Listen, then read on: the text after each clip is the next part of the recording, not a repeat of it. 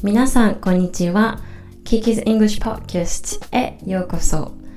私は現在24歳でフランスにドイツ人の旦那さんと一緒に住んでいます。自分自身の英語を勉強していた時の経験や英会話講師として日本で3年間働いた経験からもっと日本人向けで楽しくてストレスフリーで聞けるリスニングの教材があったらいいなと思っていて、今日は、自分自身で英語学習向けのポッドキャストを撮ってみることにしました。記念すべき第1回目はドイツ人の旦那さんをお呼びして、彼がインターナショナルスクールだとか留学とか英会話塾なしでどうしてこんなに英語を流暢に話せるのかっていうところについてたくさん質問をしてみました。皆さんの日々の英語学習のヒントに一つでもなればとても嬉しいです。それではポッドキャストお楽しみください。Okay, hello everyone. Hello. Welcome to Kiki's English Podcast. And today I am with my very good looking, very handsome husband. Thank you. My name is Kiki. Guess where I'm from in Japan. Oh yeah, it's gotta be too obvious. He's wearing. I'm an official ambassador of the Okinawan beer brand. Orion Biru. Yes. So therefore, I am from Okinawa, Japan. I think I am more of an Okinawan than Japanese, and I think I like that about myself. Could you introduce yourself? Oh yeah, my name's Max. I am from Germany, and I am her husband, indeed. Indeed, he's my husband. I am Japanese, and then you're German.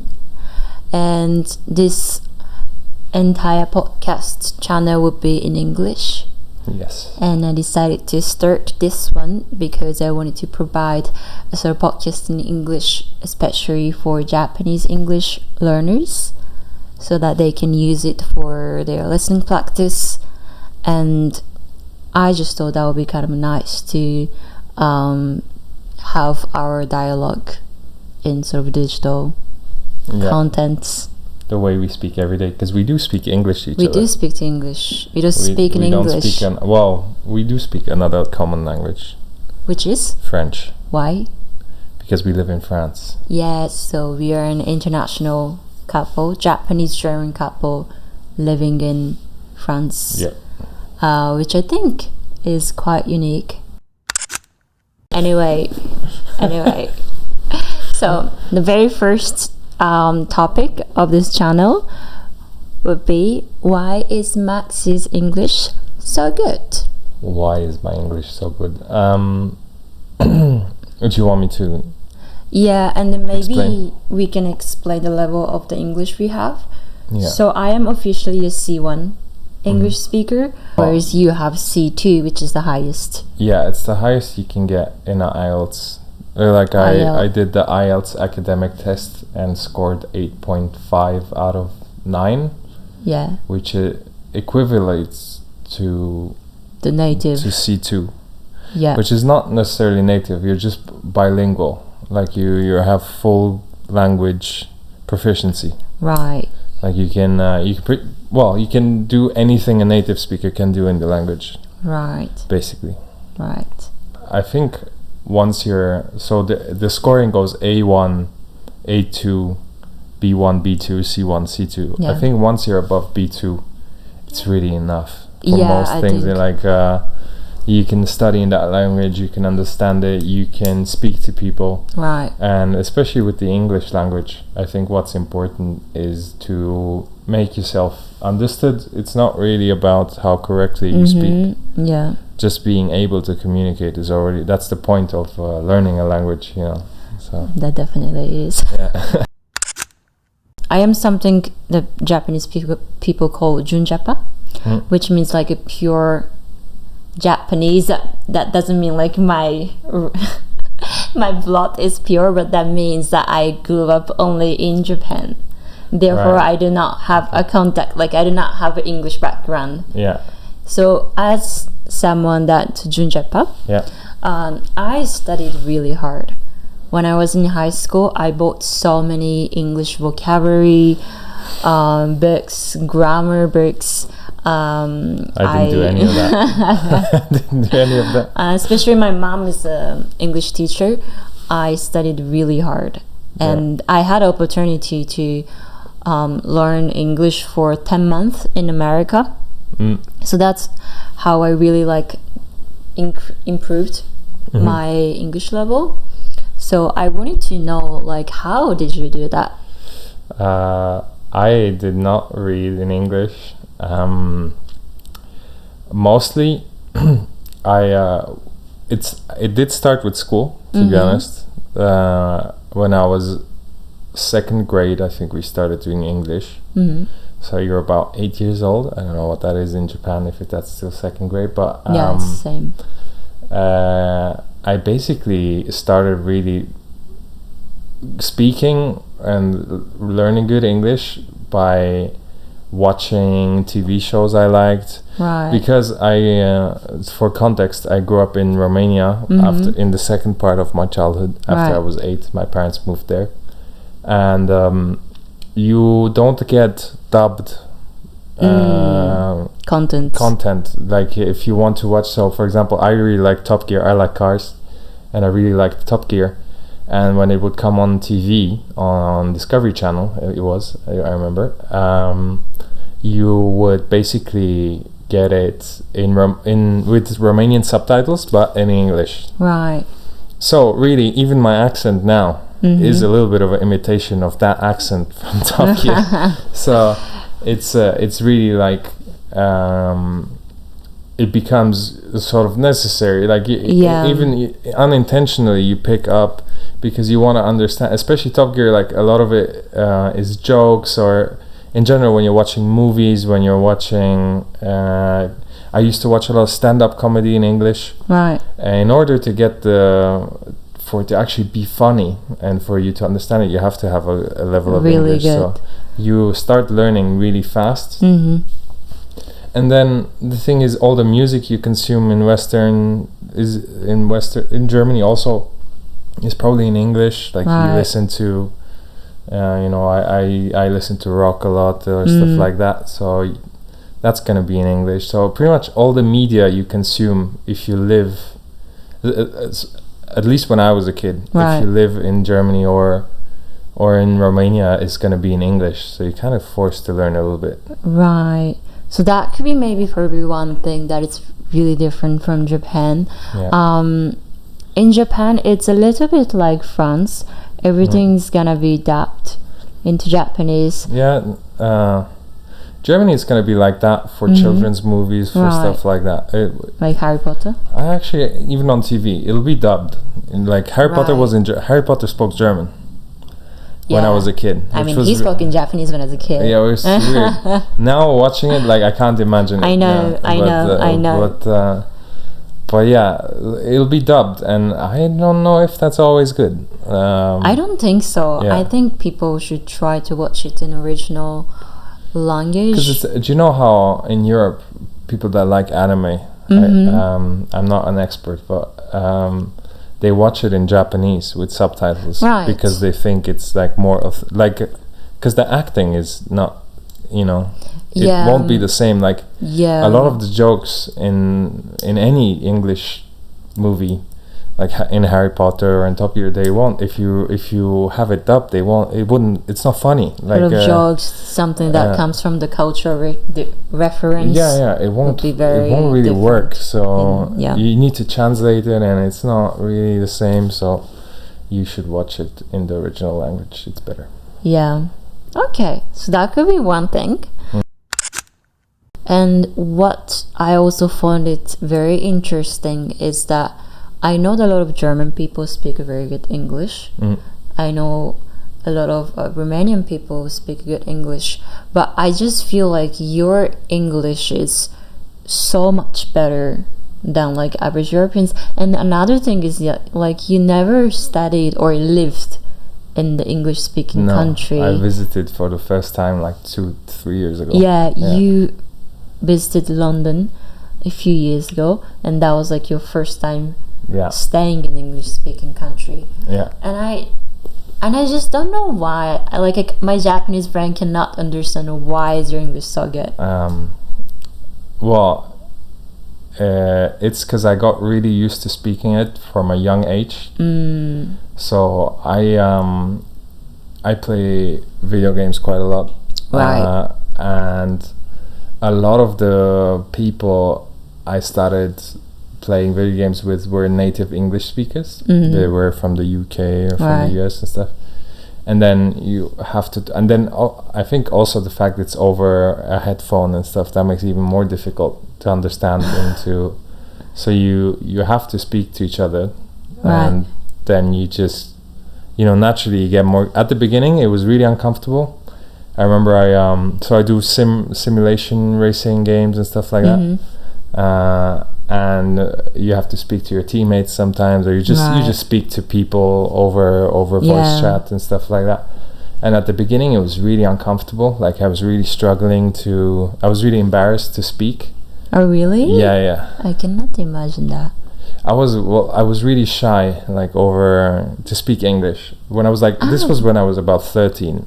Really? Yeah. And I had quite a funny, at that time, pretty funny English, and then with time it just became more natural. Like some years of doing this passed, and then it became more natural, and then eventually I moved to France, and then here I met a bunch of international because I started studying here, and I met a bunch of international students, so then even more the English gets used. You had to speak in English. Then just naturally, like it just got better and better. So maybe communicating with people through what you like doing. Starting to speak is the biggest thing. Like getting past that fear of definitely of expressing yourself, because once you're past that, you can really you really improve a lot.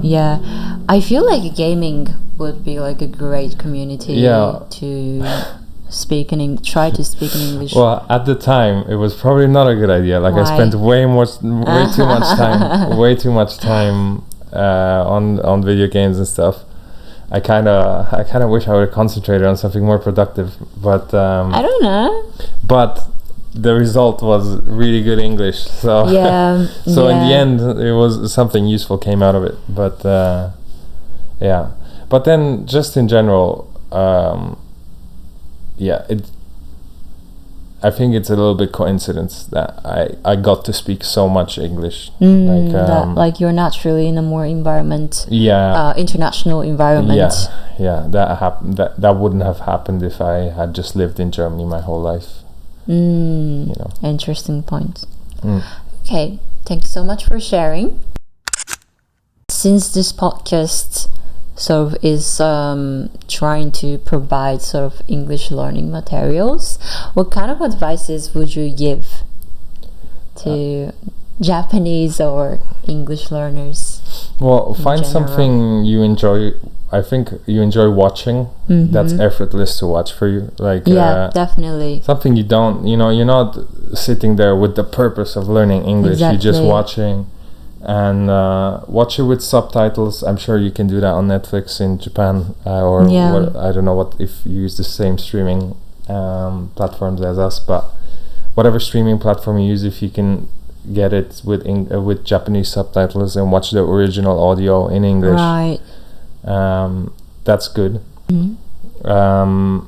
Just watch content in English, really. I mean, that's the to get used to hearing it all the time and associate the words with what it means. Can I say one thing? I really agree with you, but maybe if you're a really, really beginner Japanese English learner, I think even that would be sort of a pain, because maybe as a German, as a Romanian, you can just listen to the native English speaking content and then associate the vocabularies you already knew and into this in English word. That would probably never happen for Japanese people. So my recommendation would be, before doing that, try to get used to the pronunciation in English, because between Japanese and English there's so much difference in phonetics, and then unless you master them, you will probably never understand what it's like. Even if you consume a lot, unless your ear is like super good, it's gonna sound like some magical word. Yeah. Unless your phonetics sort of matches inside your brain. Yeah.